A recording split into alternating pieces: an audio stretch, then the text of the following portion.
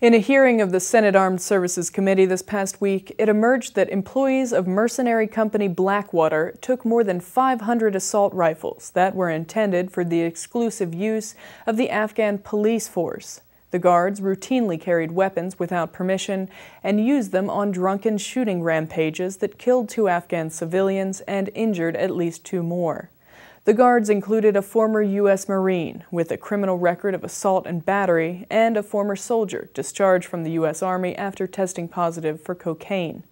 Justin Cannon, Christopher Drottleff, and a guard using the name Eric Cartman from the cartoon South Park were employees of a subsidiary of the Blackwater Worldwide Group. The company is implicated in a litany of extrajudicial shootings since 2003 in Iraq and Afghanistan. Cannon and Drottleff had been charged with killing 2 Afghans and injuring a 3rd in an incident last May when they opened fire on a car carrying 4 civilians in Kabul while under the influence of alcohol. The men, who were hired to train Afghan soldiers, had no permission from U.S. authorities to carry guns. It also emerged that to shed its sullied reputation and win contracting business in Afghanistan, Blackwater created what one senator called a shell company. Senators say that company, Paravant, deceived U.S. officials into thinking Blackwater was not involved, even as it laid claim to Blackwater's past performance to establish a track record.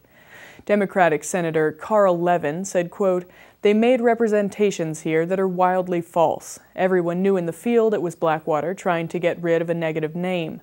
Levin warned that Afghan civilians did not distinguish between troops and contractors, and that when contractors misbehaved, it turned the population against U.S. forces and encouraged them to side with the Taliban.